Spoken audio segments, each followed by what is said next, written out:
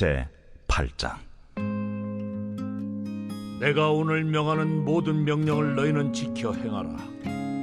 그리하면 너희가 살고 번성하고 여호와께서 너희의 조상들에게 맹세하신 땅에 들어가서 그것을 차지하리라.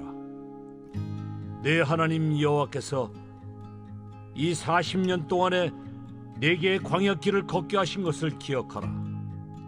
이는 너를 낮추시며 너를 시험하사 내 마음이 어떠한지 그 명령을 지키는지 지키지 않는지 알려 하심이라. 너를 낮추시며 너를 줄이게 하시며 또 너도 알지 못하며 내 조상들도 알지 못하던 만나를 내게 먹이신 것은 사람이 떡으로만 사는 것이 아니요 여호와의 입에서 나오는 모든 말씀으로 사는 줄을 내가 알게 하려 하심이니라. 이 40년 동안에 내 의복이 헤어지지 아니하였고 내 발이 부르트지 아니하였느니라. 너는 사람이 그 아들을 징계함 같이 내 하나님 여호와께서 너를 징계하시는 줄을 마음에 생각하고 내 하나님 여호와의 명령을 지켜 그의 길을 따라가며 그를 경외할지니라. 내 하나님 여호와께서 너를 아름다운 땅에 이르게 하시나니 그곳은 골짜기든지 산지든지 시내와 분천과 샘이 흐르고 밀과 보리의 소산지요 포도와 무화과와 석류와 감람나무와 꿀의 소산지라. 네가 먹을 것에 모자람이 없고 내게 아무 부족함이 없는 땅이며 그 땅의 돌은 철이요 산에서는 동을 캘 것이다. 네가 먹어서 배부르고 내 하나님 여호와께서 옥토를 내게 주셨으므로 말미암아 그를 찬송하리라. 내가 오늘 네게 명하는 여호와의 명령과 법도와 규례를 지키지 아니하고 내 하나님 여호와를 잊어버리지 않도록 삼갈지어다. 네가 먹어서 배부르고 아름다운 집을 짓고 거주하게 되며 또 내 소와 양이 번성하며 내 은금이 증식되며 내 소유가 다 풍부하게 될 때에 내 마음이 교만하여 내 하나님 여호와를 잊어버릴까 염려하노라.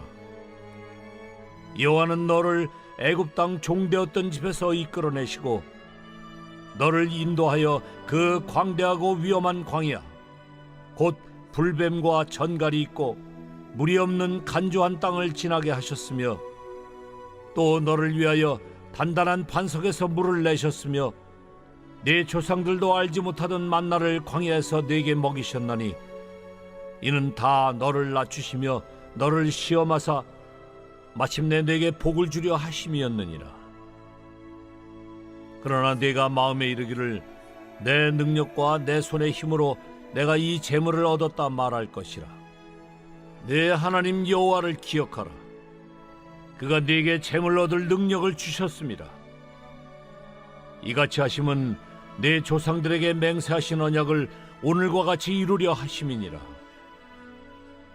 내가 만일 내 하나님 여호와를 잊어버리고 다른 신들을 따라 그들을 섬기며 그들에게 절하면 내가 너희에게 증거하노니 너희가 반드시 멸망할 것이라. 여호와께서 너희 앞에서 멸망시키신 민족들 같이 너희도 멸망하리니 이는 너희가 너희의 하나님 여호와의 소리를 청종하지 아니함이니라.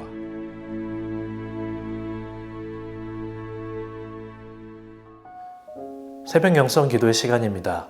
오늘 본문인 신명기 8장은 이스라엘이 요단강을 건너 약속의 땅으로 들어가기 직전 모세가 이스라엘 백성들에게 한 연설 중 한 부분입니다. 오늘 본문을 한 단어로 요약한다면 이렇게 말할 수 있습니다. 여호와를 잊지 말라입니다. 모세는 오늘 본문 1절에서 너희가 잘 사는 비결은 바로 하나님의 명령을 지키는 것이라고 말합니다. 이제 이스라엘은 약속의 땅에서 들어가 잘 살아야 되기 때문에 모세는 잘 사는 비결을 말해주는 것입니다. 이어서 2절부터는 이스라엘의 광야 생활에 대한 이야기가 나옵니다. 40년 동안 광야길을 걷게 하신 것을 기억하라는 것이죠. 광야 생활을 기억한다는 것은 무슨 의미일까요? 이스라엘은 광야의 체험을 통해 무엇을 배웠을까요? 바로 하나님이 그들을 먹여주신다는 것입니다. 이스라엘은 광야 생활을 하며 먹을 것을 걱정하지 않았습니다. 왜냐하면 하나님께서 매일 만나와 메추라기를 보내주셨기 때문이죠. 이것은 무엇을 의미합니까? 하나님만이 생명의 주인이시오. 우리는 하나님을 따라야 살아갈 수 있다는 것을 의미합니다. 그래서 오늘 본문 3절은 이렇게 말합니다. 3절을 함께 읽어보겠습니다. 너를 낮추시며 너를 줄이게 하시며 또 너도 알지 못하며 내 조상들도 알지 못하던 만나를 내게 먹이신 것은 사람이 떡으로만 사는 것이 아니요 여호와의 입에서 나오는 모든 말씀으로 사는 줄을 내가 알게 하려 하심이니라. 하나님께서 광야 생활을 통해 이스라엘을 낮추시기도 하고 때로는 줄이기도 하시고 만나와 메추라기를 통해 먹이기도 하시고 등등 이렇게 하신 이유는 딱 하나라고 말씀하십니다. 바로 사람은 떡으로만 사는 것이 아니라 하나님의 말씀으로 살아감을 알게 하려고입니다. 이것은 마치 훈련과도 같습니다. 이스라엘에게 있어서 40년간의 광야 생활은 가데스바네아에서 하나님의 약속을 신뢰하지 못한 이스라엘에게 내려진 벌이나 마찬가지였죠. 하나님을 신뢰하지 못했던 1세대가 다 죽을 때까지 광야를 그저 방황하는 게 전부였던 생활이 40년 동안 이어진 것입니다. 그러나 하나님은 이 광야 생활을 이스라엘이 떡으로만 사는 사람들이 아닌 하나님의 말씀으로 살아가는 사람들로 거듭나도록 훈련시키신 것입니다. 이 사실을 알았던 모세는 4절에서 6절에 걸쳐서 이렇게 말합니다. 함께 오늘 본문 4절에서 6절을 읽어보겠습니다. 이 40년 동안에 내 의복이 헤어지지 아니하였고 내 발이 부르트지 아니하였느니라. 너는 사람이 그 아들을 징계함 같이 내 하나님 여호와께서 너를 징계하시는 줄 마음에 생각하고 내 하나님 여호와의 명령을 지켜 그의 길을 따라가며 그를 경외할지니라. 40년의 광야 생활은 매우 힘든 여정이었을 것입니다. 그럼에도 불구하고 하나님은 이스라엘의 의복이 해지지도 않고 발이 부르트지도 않게 지키셨다는 것을 보게 됩니다. 그리고 이 광야 생활의 목적이 아버지가 아들을 혼내는 것처럼 하나님께서 우리를 바른 길로 가게 하시는 것임을 알게 됩니다. 하나님은 이스라엘을 지키시는 분이요, 먹이시는 분이요, 가장 좋은 길로 인도하시는 분이시기에 모세는 이스라엘에게 내 하나님 여호와의 명령을 지키고 하나님의 길을 따라가며 하나님을 경외하라고 선포하는 것이죠. 단순히 벌을 받는 곳인 줄 알았던 광야가 이제는 벌을 받는 곳이 아닌 오히려 하나님이 은혜로 보살펴 주시는 곳이라는 것을 이스라엘은 알게 된 것입니다. 그래서 오늘 본문을 서술하고 있는 동사의 나열을 살펴보면 하나님께서 이스라엘을 얼마나 아끼셨는지 살펴볼 수 있습니다. 오늘 본문의 동사를 나열하면 이렇습니다. 하나님이 이스라엘을 인도하시고 낮추시고 알게 하시고 징계하시고 구해내시고 먹이시고 시험하시고 복을 주신다입니다. 신명기는 하나님의 약속의 땅에 들어가기 바로 직전에 이스라엘에게 한 모세의 설교라고 말씀드렸습니다. 지금까지 걸어온 길을 뒤돌아보며 광야에서의 생활을 말했다면 11절부터는 앞을 바라보며 앞으로 펼쳐질 미래의 약속의 땅에서의 생활을 말하고 있습니다. 그 핵심은 바로 풍요를 누리는 약속의 땅에서도 하나님을 잊지 말라는 것입니다. 함께 오늘 본문 11절을 읽어보겠습니다. 내가 오늘 내게 명하는 여호와의 명령과 법도와 규례를 지키지 아니하고 내 하나님 여호와를 잊어버리지 않도록 삼갈지어다. 약속의 땅인 가나안 땅은 유목 생활을 하는 이스라엘이 거주하기에 매우 좋은 땅입니다. 여태까지 광야에서 힘들게 고생했으니 약속의 땅으로 들어가면 앞으로 펼쳐질 미래는 분명 장밋빛 인생일 것입니다. 이스라엘은 지금 약속의 땅 경계에 서서 약속의 땅을 바라보며 그렇게 생각하고 있었을 것입니다. 성경은 풍요해지는 이때를 조심하라고 말해줍니다. 함께 오늘 본문 13절, 14절을 읽어보겠습니다. 또 내 소와 양이 번성하며 내 은금이 증식되며 내 소유가 다 풍부하게 될 때에 내 마음이 교만하여 내 하나님 여호와를 잊어버릴까 염려하노라. 여호와는 너를 애굽 땅 종 되었던 집에서 이끌어내시고. 우리들의 소유가 풍부하게 될 때 우리의 마음이 교만해질 수 있다는 것입니다. 교만해져서 어느샌가 우리는 마음속으로 내가 잘해서 이렇게 많이 얻은 거야 라고 말한다는 것이죠. 함께 오늘 본문 17절을 읽어보겠습니다. 그러나 내가 마음에 이르기를 내 능력과 내 손의 힘으로 내가 이 재물을 얻었다 말할 것이라. 이렇게 교만해지는 것을 방지하고 혹여나 교만해졌을 때 다시 하나님 앞에 낮아지는 방법은 바로 하나님을 기억하는 것이라고 오늘 본문은 말해줍니다. 이스라엘이 애굽에서 탈출시키는 분도, 광야에서 인도해 주신 분도, 먹을 것을 주신 분도, 약속의 땅에서 풍요를 누리게 하시는 분도 다 여호와 하나님이라는 것을 기억하라는 것이죠. 이것은 단순히 기억하는 것을 의미하지 않습니다. 기억하고 생각함으로 내가 누리고 있는 모든 것이 누구로부터 또 어디로부터 왔는지 점검해 보라는 것입니다.